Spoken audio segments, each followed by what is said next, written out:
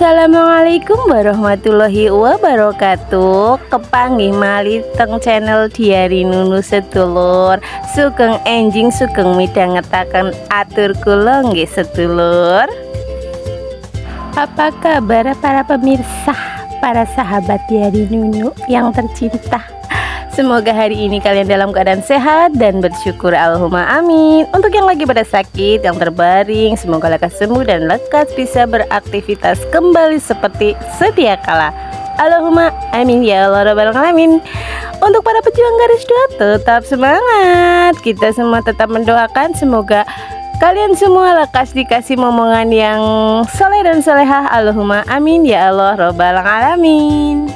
Sepagi ini suami saya sudah membantu merawat burung anakannya punya anak saya ini teman-teman, memberi makan burung di pagi hari kayak gitu. Jadi ya dengan mensyukuri nikmat ya, menjaga kelangsungan hidup kayak gitu. Anak saya itu kan memang suka binatang ya, tapi ya kayak gitu ya, namanya juga anak-anak ya, hari ini suka hari esok enggak kayak gitu ya. Jadi ya akhirnya ya yang harus bertanggung jawab siapa ya? Bapaknya ya. Jadi ini pagi-pagi dikasih makan teman-teman burungnya, dikasih jangkrik teman-teman, serangga.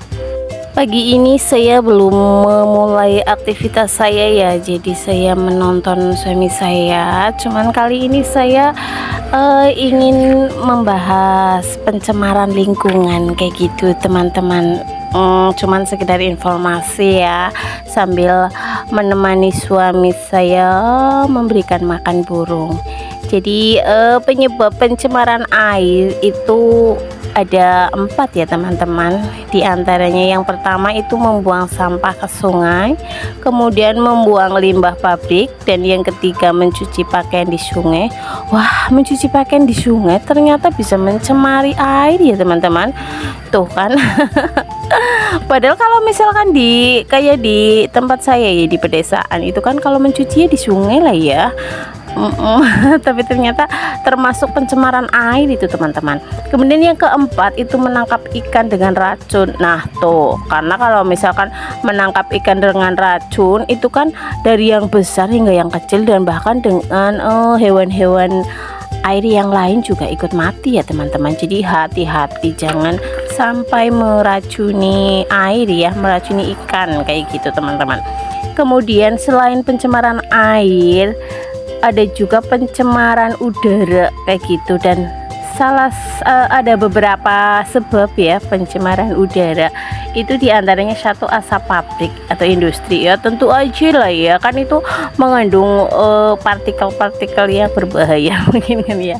Kemudian yang kedua asap kendaraan bermotor itu ya, yang mencemari udara, emang kan kadangnya baunya nggak enak juga gitu ya. Kemudian yang ketiga itu asap dari rokok. Apalagi seperti saya itu kan alergi asap rokok ya, itu sangat-sangat mencemarkan. Kemudian yang 4 itu asap akibat pembakaran sampah. Nah toh kan kena lagi kan kita ya, kita kadang di desa itu ya kayak gitulah ya, kalau habis nyapu gitu kemudian kan dibakar sampahnya, itu ternyata salah satu penyebab pencemaran udara loh teman-teman. Kemudian yang kelima itu debu. Kalau debu ini pas banget ini cuacanya lagi kemarau, tentu saja debunya itu kan berterbangan ya, apalagi namanya debu yang sudah lama banget nggak terkena air hujan, itu debunya itu kecil-kecil banget itu ya, bisa masuk ke paru-paru dan bisa menyebari udara. Aduh, itu berbahaya ternyata ya teman-teman ya. Lingkungan menyediakan segala sesuatu untuk kebutuhan hidup ya teman-teman. Di dalam lingkungan yang sehat akan diperoleh udara dan air yang bersih.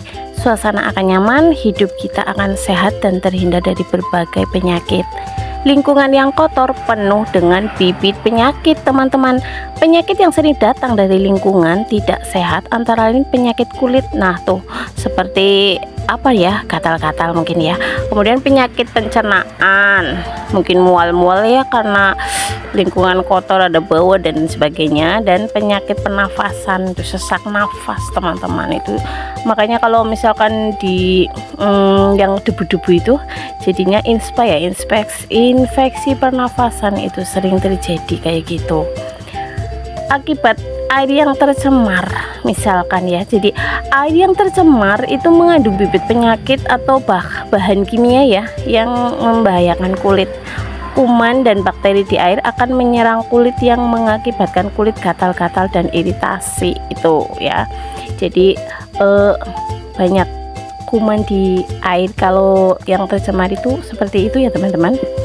Kemudian yang kedua itu yang akibat yang tercemar itu di air itu ya, yang pertama. Yang kedua itu akibat udara yang tercemar ya. Jadi jika udara yang kita hirup mengandung debu, asap atau bakteri, pernafasan kita akan terganggu teman-teman. Ya iyalah ya. Kita akan sesak nafas, hidung dan tenggorokan pun akan sakit, bahkan kita akan terbatuk-batuk. Debu akan masuk ke hidung sehingga saluran udara akan tersumbat dan kita akan kekurangan oksigen. Nah itu ya kenapa kita bisa sesak nafas itu seperti itu ya teman-teman. Yang kemudian yang ketiganya itu akibat lingkungan kotor. Ini juga berbahaya ya teman-teman.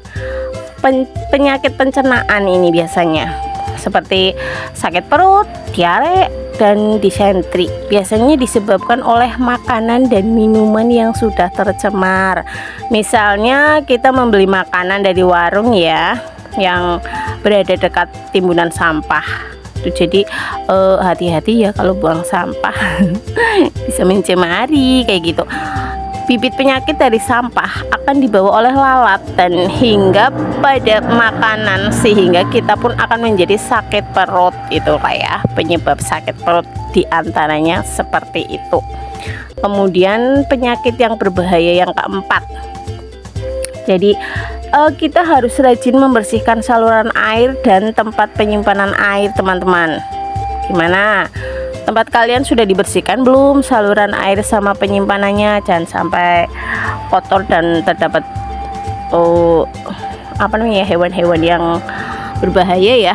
Jadi tempat-tempat tersebut merupakan tempat yang disenangi oleh nyamuk teman-teman. Nyamuk-nyamuk ini dapat menyebabkan penyakit yang berbahaya seperti malaria ya dan demam berdarah. Penyakit malaria disebabkan oleh nyamuk Anopheles dan penyakit demam berdarah disebabkan oleh nyamuk Aedes aegypti. Kayaknya sudah banyak yang tahu ya kalau dalam hal ini karena kan suka udah sering disosialisasikan ya teman-teman ya. Dan tahukah kamu tindakan apa saja yang dapat kita lakukan dalam hal supaya air dan udara kita tidak tercemar? Ingin tahu nggak teman-teman? Jadi dari uraian tersebut di atas ya dapat yang tadi maksudnya dapat diketahui bahwa pencemaran air dan udara haruslah dicegah. Iya betul sekali. Tindakan-tindakan yang dapat kita lakukan diantaranya sebagai berikut ya. Yang pertama itu mencegah pencemaran air teman-teman. Pencemaran air dapat dicegah dan dikurangi dengan melakukan beberapa hal berikut. Yang pertama, membersihkan saluran air. Kemudian selalu mengganti air di bak mandi tuh ya. Jadi airnya jangan ditambah-tambah terus tapi nggak dibersihkan ya teman-teman. Itu berbahaya dan mencemari air.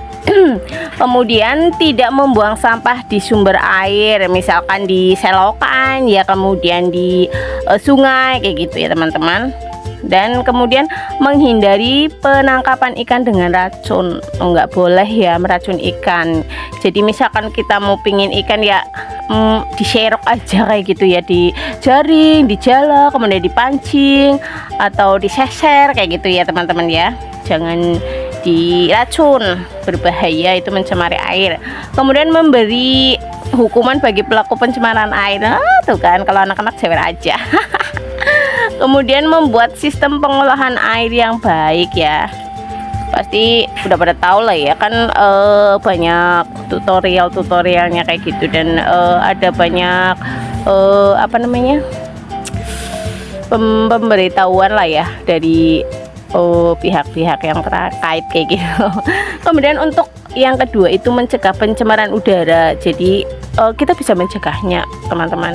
Jadi pencemaran udara dapat dicegah dengan dikurangi dengan melakukan beberapa hal berikut. Yang pertama, membersihkan lingkungan supaya tidak bau. Tuh kan. Jadi mungkin dengan cara bersih-bersih kali ya.